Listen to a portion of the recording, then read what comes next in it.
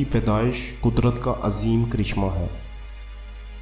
اہل دنیا کی ضرورت کو پورا کرنے کے لیے سائنس کے ذریعے ایجادات ہوئی۔ انسان میں نہ پہاڑوں کی سی مضبوطی ہے، نہ دریاؤں کا سا شکوہ، نہ سمندروں جیسا جلال اور نہ شیر جیسا دبدبا، بلکہ ان کے برعکس انسان کے پاس عقل کی طاقت ہے۔ اسے حواس خمسہ سے نوازا گیا ہے، جن کی بدولت انسان نے مختلف علوم سیکھے اور آج یہ کمزور اور ناتواں مشت خاک کل عالم کو تابع فرما کیے ہوئے ہے۔ اپنے ارد گرد نظر ڈالیے، قلم اور کاغذ سے لے کر گرجتے طیاروں اور تیزی سے چلتے ہوئے ریلوے انجن تک سب سائنس کا کمال ہے۔ سائنس نے اس دنیا کو بالکل بدل کر رکھ دیا ہے۔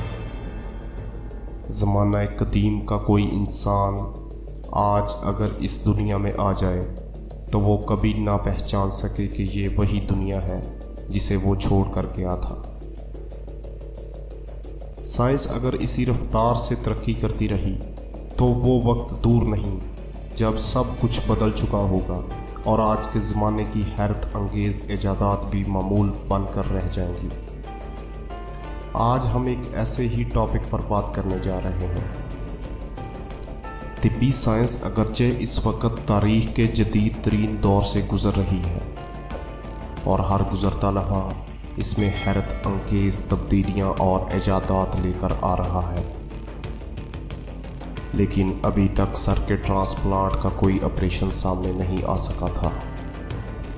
تاہم ایک چینی سائنسدان نے دعویٰ کیا ہے کہ اس نے بندر کے سر کا کامیاب ٹرانسپلانٹ کیا ہے اور وہ جلد انسان کے سر کا بھی ٹرانسپلانٹ کرنے میں کامیاب ہو جائیں گے۔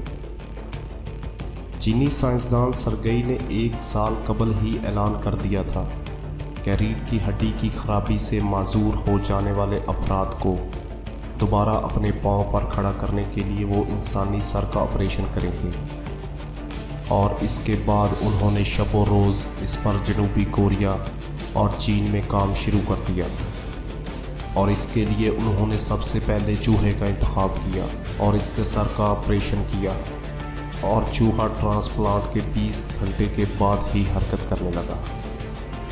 سرگئی نے اب ایک بندر کا کامیاب ہیڈ ٹرانسپلانٹ کیا ہے، جس کے بارے میں ان کا کہنا ہے کہ اس آپریشن کے دوران ڈونر اور مریض دونوں کے جسموں کو انتہائی کم درجہ حرارت پر رکھا جاتا ہے اور پھر انتہائی تیز چاقو سے گردن کو کاٹ لیا جاتا ہے اور اسے مریض کے سر پر لگا دیا جاتا ہے۔ سرگئی کا کہنا ہے کہ آپریشن کے دوران مریض کو 4 ماہ کے کوما میں رکھا جائے گا، تاہم بندر کے سر کے ٹرانسپلانٹ میں انہیں بہت مختصر وقت کے لیے بے ہوش کیا گیا اور وہ بندر اب مکمل طور پر صحت مند ہے۔ سرگئی کی ٹیم کا کہنا ہے کہ سرجری کے دوران بندر کی ریڑھ کی ہڈی نہیں بلکہ صرف خون کی فراہمی کے نظام کو جوڑا گیا ہے، جبکہ بندر کو 20 گھنٹوں کے لیے بے ہوش کیا گیا تھا۔ سرگئی نے انسان کے سر کے پہلے ٹرانسپلانٹ کے لیے دسمبر 2019 کی تاریخ مقرر کر دی ہے۔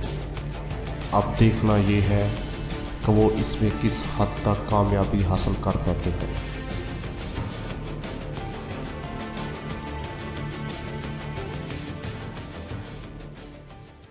امید کرتا ہوں کہ آپ کو ہماری ویڈیو پسند آئی ہوگی، تو دوستو اس ویڈیو کو لائک، شیئر اور چینل کو سبسکرائب کرنا مت بھولیں۔